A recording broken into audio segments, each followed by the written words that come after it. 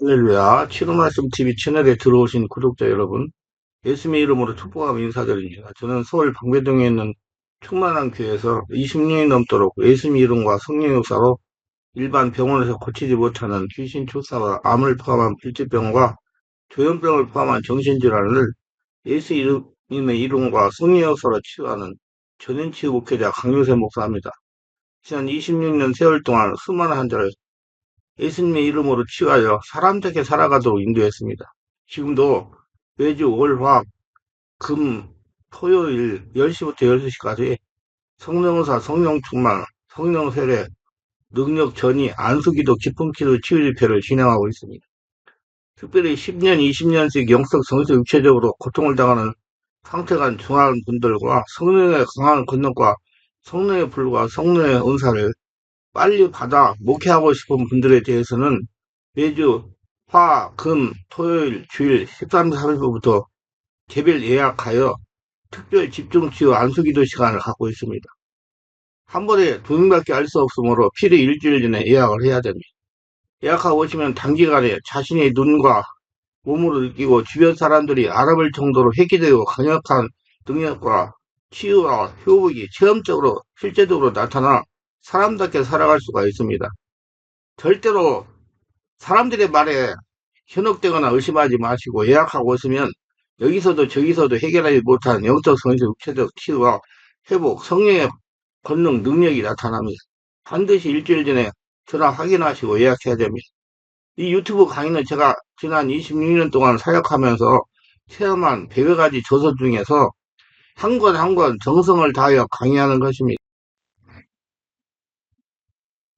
성도는 살아계신 예수 믿는 사람들입니다. 살아계신 예수를 믿는 성도들이 같이 아는 것과 실제가 같이 가야 됩니다. 아는 것과 실제가 같이 가야 된다 이 말이에요. 이방 종교와 같이 알기만 하면 절름발이 신앙이 됩니다. 이런 것을 몸으로 체험해서 자기의 소유가 되게 해야 됩니다. 저에게 전국에서 다중의 사람들이 전화를 합니다. 책을 읽으면 능력이 나타납니까? CD를 들으면 집회에 받은 은혜를 그대로 받을 수 있습니까? 목사는 어떻게 그 많은 규제를 만들었습니까? 자신이 쉽게 사용하도록 규제의 내용을 아래 한글로 주실 수가 없습니까? 규제와 책을 읽고 흠잡히지 않겠습니까? 책 한 권 때문에 이단된 분들이 있습니다. 저는 바쁠 때 참으로 한가하게 이래라 저래라 말들이 많습니다. 저는 이런 말만 하는 사람들의 모습을 보면서 바리새인들이 생각났습니다. 최근 들어서 손가락을 까딱하지 않고 말만 하는 바리새인들의 모습이 우리 교회 안에서 너무나 많다는 생각을 하게 됩니다. 말씀이 없는 은사주의는 자기 자신을 자랑하는 교만에 빠질 위험이 있고 능력이 없는 말씀주의는 손가락 하나 까딱하지 않는 바리새인이 될 수가 있습니다.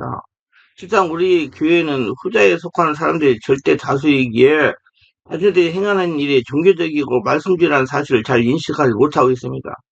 개신교 100년 역사 속에서 말씀만 강조하다 보니 행동은 위축되고 성령 역사는 없고 권능은 없고 말았습니다. 이것이 오늘날 교회가 세상으로부터 차가운 냉대를 받는 결정적인 원인을 제공하고 있는 것입니다. 머리와 귀만 커져 판단에는 앞섰지만 행동에는 관심이 별로 없습니다. 머리로만 살려가고 손과 발로는 살려가지 않습니다.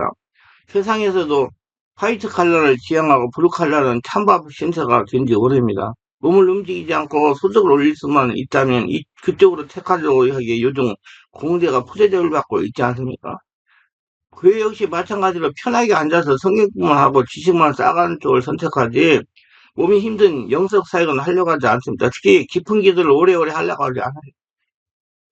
능력 행하는 것은 많은 기도와 고난의 턴을 통과해야 하는 일종의 삼지에 속한다고 할 것입니다. 따라서 은사보다 말씀을 하는 것이 더 고상해 보일 것입니다. 말씀이 결여된 은사지는 불교나 무속과 다를 바가 없는 위험한 일이 될 수가 있습니다. 불교 선수행위나 무속의 강무 행위가 기독교의 은사를 구분할 수 있는 것은 오로지 말씀과 성령 은사뿐입니다. 말씀에 기초를 두고 행하는 능력 행함은 그래서 불교의 선수행과 전혀 다른 차원이 되는 것입니다. 근데 이토록 중요한 말씀을 제대로 갖추지 않고 은사를 행한다면 행하는 당사자는 물론이거라 그것을 지켜보는 동참하는 사람들은 혼란스러울 수밖에 없습니다. 말씀이 진정 살아계신 하나님 말씀이 되기 위해서는 반드시 성령의 권능, 능력이 동반해야 할 것입니다. 왜냐하면 하나님 나라는 말에 있지 않고 능력이 있기 때문이다. 주영이 임하는 곳에는 반드시 능력이 나타나게 되기 때문에 그 능력의 가장 핵심은 병고침을 받고 귀신이 쫓겨나가는 것입니다. 사람이 예수 중심 영적으로 변하는 겁니다. 그 다음으로 세대에 따라서 문화적 배경에 따라서 다양한 능력이 있을 것입니다. 말씀과 능력은 동전 양면처럼 하나님 나라의 두 본성이기도 합니다. 즉 말씀이고 능력이고 능력이고 말씀인 것이다. 하나님이 세상을 창조하실 때 말씀으로 창조하셨는데 그 말씀이 바로 세상의 모든 것들을 존재하게 하는 기본 능력인 것입니다. 우리는 이 두 가지가 사람을 통해서 성전적으로 나타날 수 있고 분리적으로 나타날 수도 있습니다. 통전적으로든 분리적으로든 하나님의 나라는 큰 틀에서 보면 모두 하나님께로부터 온 것이며 하나님 나라를 이루는 토속들입니다.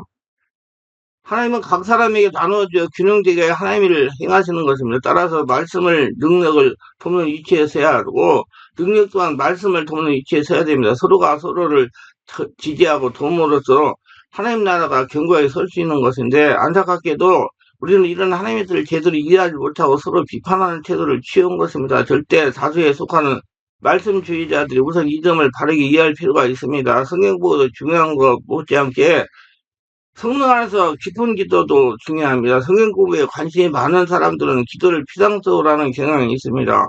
다시든 이를 부인하려고 할지 모르지만은 능력을 행하는 사람들의 기도하는 모습과 견주면 분명한 차이가 납니다. 또 능력을 행하는 사람들은 성경 공부를 하기는 하지만 역시 수준 차이가 납니다.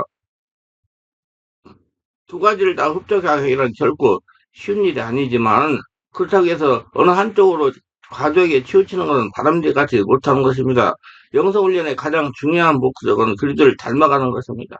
말씀 공부를 통해서 능력을 행하는 과정을 통해서 그들을 닮아갈 수 있습니다. 어느 한쪽만 절대시적으로 유의하거나 차이가 있기 때문에 다양한 방법이 있는 것입니다. 반은 이성적이고 반은 감성적입니다. 보편적으로 남성은 이성이 강하고 여성은 감성이 강합니다. 그렇기 때문에 영성훈련은 말씀훈련과 느낌훈련 두 가지를 구분해서 할 필요가 있는 것입니다. 우리 교회에서는 이제까지 무시되어 온 감성훈련을 강조하는 까닭이 여기 있는 것입니다. 저 역시 누구 못지않게 말씀교육을 시킬 수 있겠으나 제가 하지 않아도 할 사역자가 차고 넘칩니다. 그렇다고 말씀을 등한히 하는 것은 절대로 아닙니다. 말씀 버리면 바른 성령의 역사를 일으킬 수가 없습니다. 성도들을 하나님의 군사로 양성할 수가 없습니다. 그러나 감성훈련을 제대로 시킬 수 있는 전문 사역자는 눈에 비비고 찾아올야 겨우 찾을 정도로 시기하기에 이에 강조점을 두고 당부하는 것입니다. 우리가 가치 없다고 생각하는 관심을 두지 않았던 SQ가 요즘 세상에 관심을 보고 있는 세상입니다. 앞으로 영성지수가 높은 사람들이 세상을 이끌 것이라고 합니다. 서구의 말씀주의가 변화시키지 못했던 아시아를 복음화시키기 위해서 우리 들고 가야 할 것이 감성으로 무장된 능력이 사역이라고 저는 확신합니다. 왜냐하면 아시아는 교리보다는 현실적인 삶의 문제에 더 관심이 많기 때문입니다. 아시아의 불교는 소승 불교입니다. 힌두교 역시 그러합니다. 현실적인 문제에 대한 답을 주지 않으면 그들을 구원할 길이 없습니다. 행하면은 한국교회가 세상 살람들도 거센 도전을 받고 있습니다. 이제까지 머리와 귀만 가지고 교회를 다녔기 때문입니다. 그래서 경건의 모양은 있으나 경건의 능력은 부인하는 태도가 우리들의 모습이 되어버린 것입니다.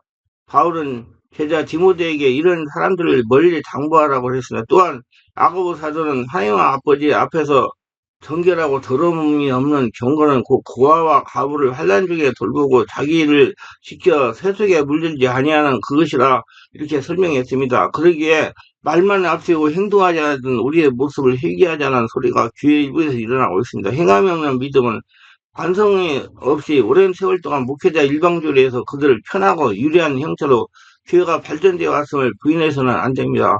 이제는 누구를 위해서가 아니라 하나님 나를 위해서 우리가 진지한 고민을 해야 될 때입니다. 말씀과 능력의 균형을 되찾을 일이 시급합니다. 말씀과 성령 역사가 함께 가야 여러분 사람이 변화되고 고쳐집니다. 여러분 17, 18, 19, 20년씩 고통받는 분들 절대 성령 역사가 일어나지 않으면 치유될 수 없어요. 아무리 말씀을 많이 하려고 성령 공부를 많이 해도 그 치유되지 않습니다. 성령 역사가 자신을 장하기 때문에 그만큼 하나님의 이게 시간을 많이 들여야 시간을 많이 들인다는 것은 기도를 오래오래 해야 된다는 얘기예요. 그래야 하나님 나라가 돼서 그 문제가 해결이 돼요. 알고 치유받으려고 노력하시길 바랍니다. 일방적으로 말씀주의만 치우쳐 있는 한국교회를 능력으로 채워서 균형을 이루도록 해야 될 겁니다. 그래야지 현실 문제, 삶의 정적, 정신적, 육체적 고통받는 사람들이 치유받고 하나님의 살아계심을 체험하게 될 것입니다. 이제는 말씀으로 무장된 능력사역자가 많아질 수밖에 없는 시대에 들어왔습니다. 국민 대다수가 고학력 같은 오늘날 말씀과 능력을 조화시킬 수 있는 개인적인 조건들을 다 갖추었다고 봅니다. 이제 지도자들이 이를 제대로 이해하고 앞장서서 제도를 새롭게 할 때입니다. 말씀과 능력의 균형이 이루어질 때 참으로 건강하고 아름다운 교회가 이 땅에 서게 될 것이고 영적으로 정신적으로 육체적으로 현실적인 문제로 고통당하는 사람을 치유받고 살아계신 하나님을 체험하며 영광 돌리는 교회 예배당들이 될 것입니다. 교회는 말씀 안에서 성령의 역사가 일어나야 성도들이 영적으로 변하고 삶의 문제, 정신적, 육체적 문제가 치유됩니다. 분명히 하시고 성령 역사를 따라가시고 성령 세례에 충만받고 변화가 되시고 해결받으시길 바랍니다. 말이 안다고 절대 치유되지 않습니다. 저는 치유 사역을 26년간 했습니다. 성령 역사가 일어나지 않으면 치유되지 않아요. 자기 온몸이 할례나 성전되지 않으면 치유되지 않습니다. 모두 하시고 은혜가 충만하시기를 주 예수 이름으로 축원합니다.